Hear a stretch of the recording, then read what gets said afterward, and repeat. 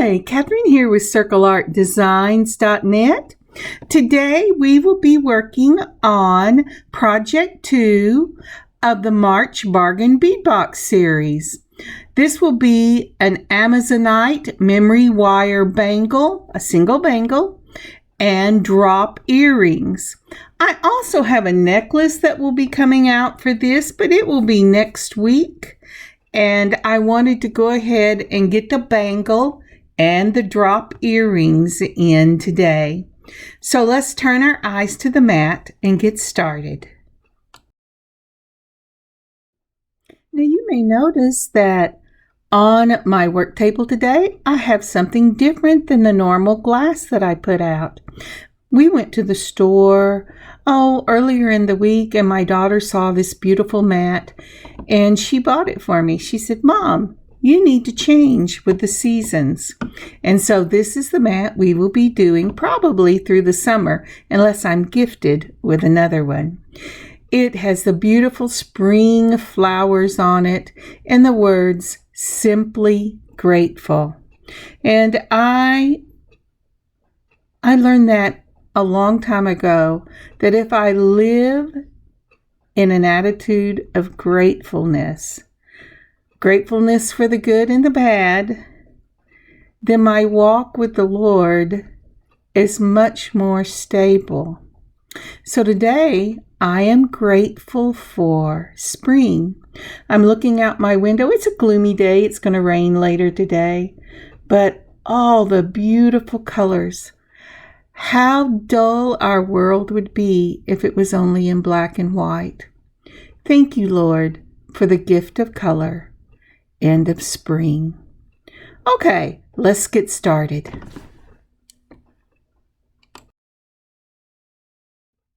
So we're going to start with the bangle project itself. And from my own stash, I have gone ahead and cut a single loop of memory wire in a silver. Now, when you cut this memory wire, you will need memory wire cutters. They have a little parrot-like beak to them. These are stainless steel, and if you try to use your regular wire cutters with them, I, in the beginning, did not successfully cut them with wire cutters, and it chewed holes all in, little dents in my wire cutters. And so, if you're going to use memory wire, please go ahead and buy the memory wire cutters. And I think I got one pair on Amazon and another pair at Hobby Lobby, but they are really easy to find. Now, going on down from that, we have an 8mm Amazonite bead. This is a matte bead, and they are lovely. They move from kind of a moon green to a beautiful light blue with shades or lines of brown or red brown running through them. They're just gorgeous. They're beautiful, beautiful beads, and they came in the March Bargain Bead Box. On down from that, I have a inset picture, and that would be beading tubing. I believe this is from Beadsmith. I got this quite a while back on Amazon, but I did check, and they have beading tubing, not necessarily from this company, but they have beading tubing available on Amazon, and you will need some for this bracelet, unless you'd rather just finish it out with beads. The one that will be in the shop will have the beading tubing, and it has a beautiful leather look to it. I have it in black and brown, and then a clear.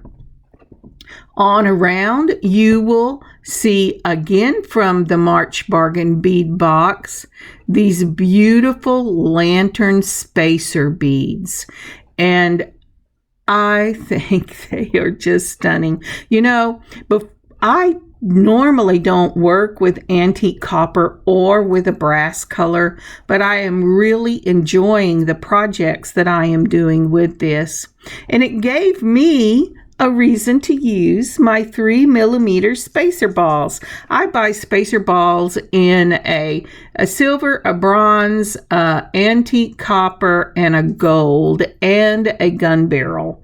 And I get them off of Amazon in a set. And I have to admit, I have several little bottles of copper and brass because I just have never used them. But that's what we will be using for this bangle. Along with that, you're going to need a couple of chain nose pliers and some jump rings. You're also going to need a straight nose plier and some kind of clasp if you want a clasp. I would suggest a clasp if you're making this bracelet for yourself.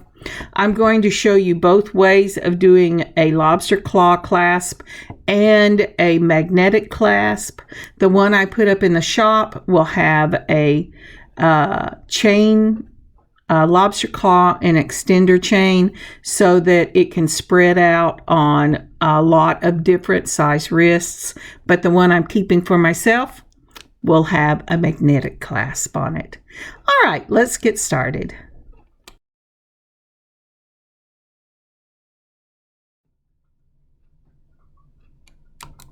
So the first thing we're going to do is go ahead and cut a 5-inch strip of the beading tube wire, fold it in the middle, and then cut it again so you have one for each side. Make sure that you check it and it is the same length for both sides and that you cut it flat. Now then we're going to turn our memory wire. We want to put a loop in the end of it. Taking your straight nose pliers, go ahead and grab just the tip and begin to turn the wire towards the bracelet itself.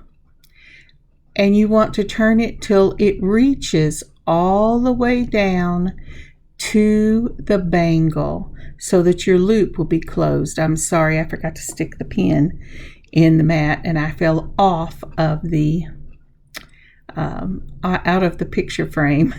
I have to have that little pin there so I know what I'm doing. Now then, we're going to go ahead and begin.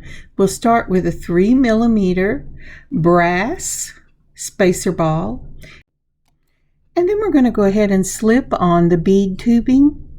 Now, I say 2.5, depending on how many beads you're putting in the middle, will depend on how long you make that bead tubing, but 2.5 on each side works for me. Then we're going to put on another 3mm spacer ball. We're going to put on the 8mm Amazonite, and then we're going to put on one of the lantern beads, and we're going to repeat that pattern of lantern bead and 8mm Amazonite until we get about halfway across to all the way across the top of our bangle. Now it really depends on how many lantern beads and Amazonite you use, depending on how much of that you want showing. You could do 1, 2, 3, or you can do all the way across the wrist. For me, I'm going ahead and going all the way across the wrist because that's what I like. But I have seen it done with just a spacer ball, a bead, and a spacer ball. It doesn't have to be the lanterns, or just anything that you really like, the way you really like it. Or you could do maybe sets of 3, and that would be beautiful as well. But for me, I'm going to go all the way around the wrist. Now, something for you to think about, if you wanted to make something like this for a gentleman or young man in your life. Oh, let me go ahead. So I've put on a 3mm spacer ball because I have gotten to the point where it will go all the way around my wrist. And then I'm going to take my cutters and I'm going to cut a small section off because I really don't want to put another ball on there. So since I've got the bead tubing on, I'm putting on another 3 millimeters so it matches the other side. I'm going to take my memory wire cutters. First, I'm going to pull that just like that. Take my memory wire cutters, if I can get my hands back in there. There they are, the little parrots, not pirates. And snip that off. Now this is a really good trick when you're using this beading tubing. Take a pair of your chain nose pliers and pull it down. That gives you more space to turn your loop. And so now I'm turning my loop, making sure it touches. And then I should, when I let go, because I've pulled that beading wire down and I've turned the tube all the way till it touches the beading wire will spring up and push that 3 millimeter ball against it. Not wire, the beading tube. It'll push the 3 millimeter ball up against it, and then you will be able to have a nice tight fit to close that loop. So now then I'm making a little charm, and this charm will be a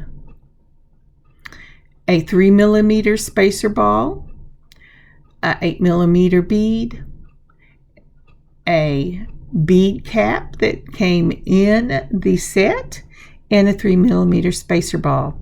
I took my loopers. I have closed it. Now, previously we've talked a lot about loopers. Make sure when you bring it across, your bead touches the edge of the looper. Then go ahead and put your extender chain on, your chain nose pliers or round curved pliers, and close that loop up. And that will make a lovely little chain charm for the end of your bracelet. So the first ending that I'm going to show you is the one with the spacer, the lobster claw and the extender chain. When you put that on a memory wire bracelet, your wire bracelet can stretch out quite a bit and add at least 2 inches around the wrist, so that it should be able to fit the small wrist or a larger wrist. And I would highly recommend, when you're using something other than seed beads, to go ahead and put a closure on your bangle, because the weight of these beads can pull open a memory wire bracelet. And remember, the bracelet is going to be smaller than the diameter of your wire before you put the beads on, because beads have bulk and they're going to take up space in that inner circle. So the more beads you put on it, the more space on the inside of the circle there's going to be. So now I've opened up my jump ring, and we always open a jump ring holding it between two chain nose pliers, and with a twist of one side holding the other side straight, you open it up. And then I'm putting it in the closed loop on the bracelet. Well, I think I'm putting it in the closed loop on the bracelet. I have not quite gotten that open enough, so I went ahead and opened it. Then I'm putting on the extender chain, and then I'm going to close it up the same way I opened it. Now here I am putting that in the middle. That is just so I can see if I want the full length or just half of the length. And I am going to go ahead in the one that I put up in the shop, and I will use the whole length. That'll give you 2 inches to work with, so it can go from about a 7-inch bracelet, 7.5-inch bracelet, to a 9-inch bracelet. Then I've opened up my jump ring again. I put on my lobster claw, and with holding it steady on one side, I've closed it back up with a twist of one wrist. And then I'm going to open this up. I'm going to put it on the first loop here so you can see how it looks. And you can I can slip it just right on my hand. But That is for safety reasons, and that's what it looks like with the extender on it. Now then, I will also show you what it looks like with a magnetic. So I've opened the jump rings up, and I've taken the other off, and I'm putting on this beautiful magnetic in a brass color. Then I'm going to take another one, and here again, these have already been opened because I took that off to show you both examples. And so I'm going to take one side of this off so I can get it on the bracelet. And I'm going to take my already open jump ring. Remember, holding it between two chain nose pliers, hold one wrist steady and hold the other wrist with a twist of the other wrist. You open it. So you're only twisting one wrist to open it, and that way you don't distort your jump rings or give them a weak spot. Now I put on the other side. Oh, maybe I've put on the other side. It keeps wanting to jump off to the other one. So I'm putting on the other side, and then with a twist of the wrist, I'm closing that back up, making sure that it is actually really closed. And that is the way it looks with a magnetic clasp. Now this does give you about 1/4 of an inch leeway because of the size of clasp. And here is the finished bracelet. Now isn't that pretty? Okay, onward to the earrings.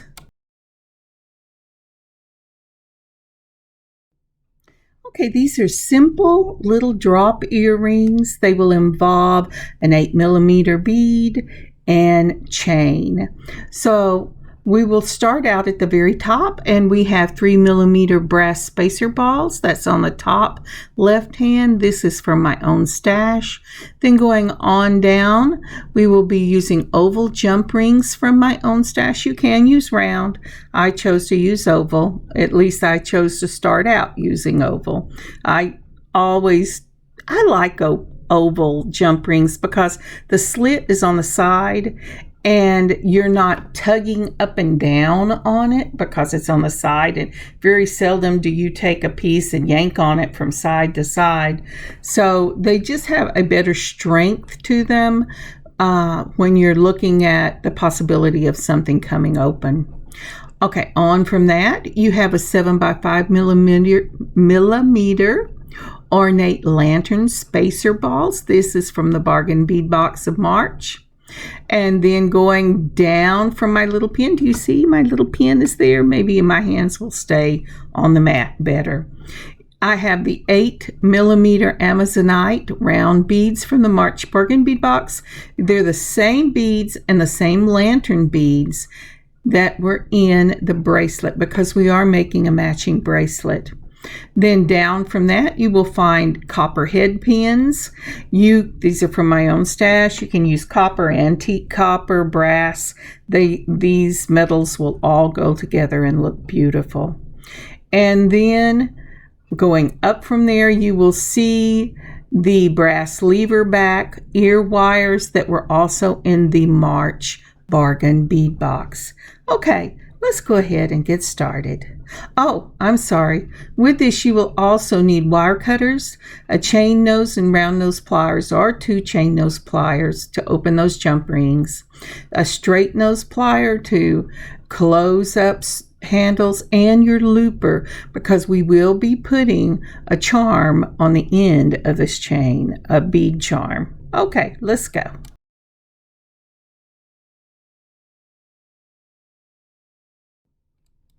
So the first thing we're going to do is count out our chain.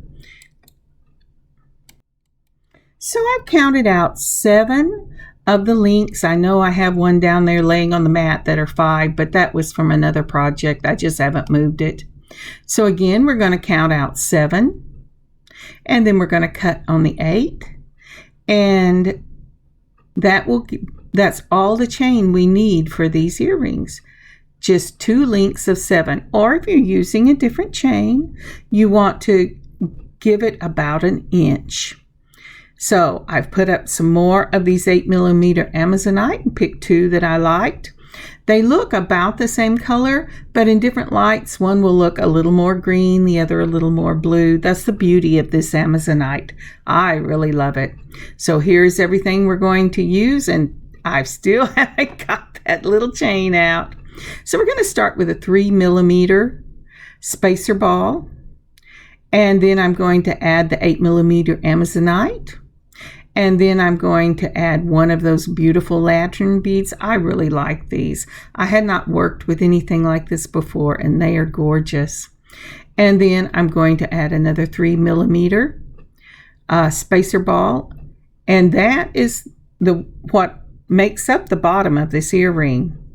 Oh, and what I was saying a while ago is if you want to make that bracelet for a gentleman, I would suggest doing the beads all the way around and making it a stretch, or putting it on a beading cord and adding either more beads, or you can still put the bead tubing on a beading cord.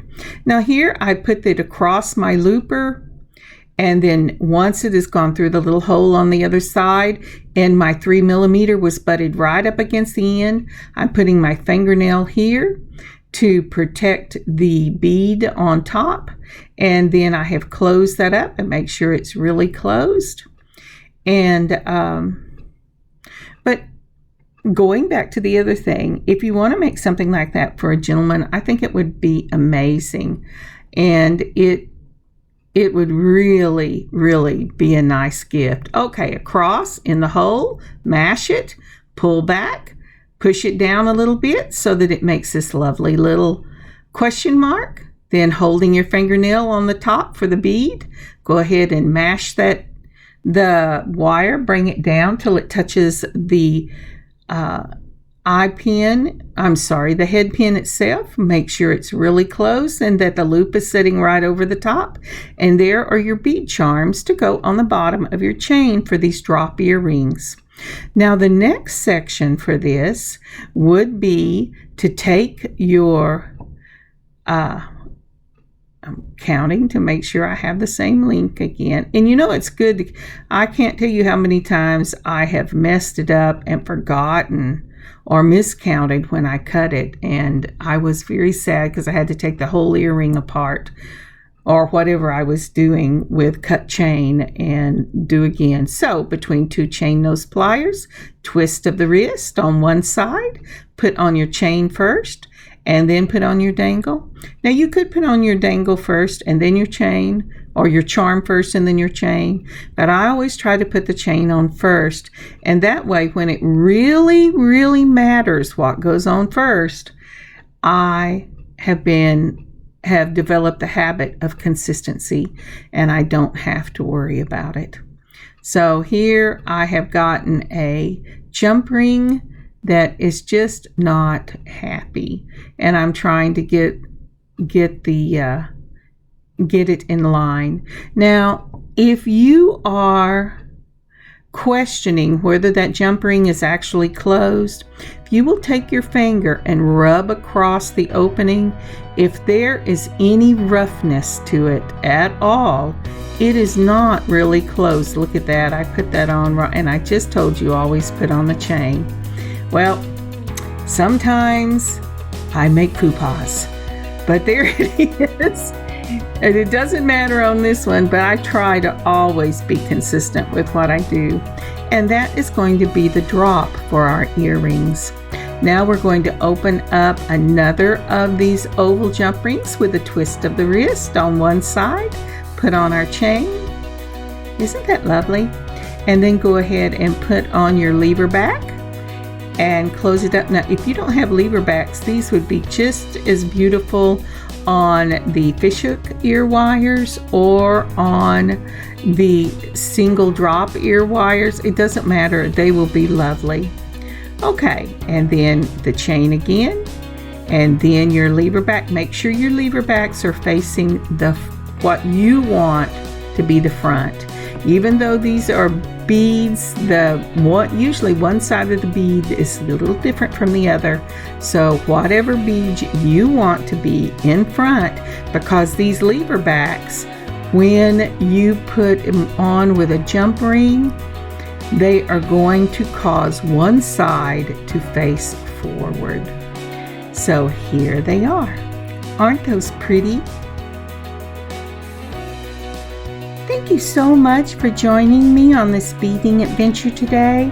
I hope you have had a good time. I just love the look of these earrings and the bangle bracelet. I love bangle bracelets, and I couldn't wear them for a long time because I couldn't get them over my hand if they were small enough not to swallow my wrist.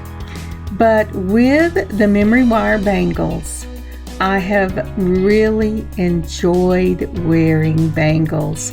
And the earrings, I think every bracelet needs a matching pair of earrings.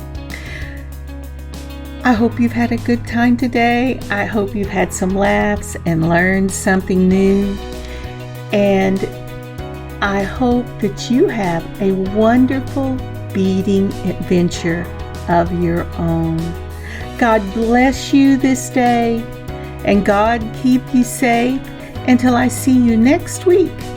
This bracelet and earrings will be up in our shop at circleartdesigns.net, and we have a matching necklace to make next Monday. God bless y'all. Catherine, circleartdesigns.net.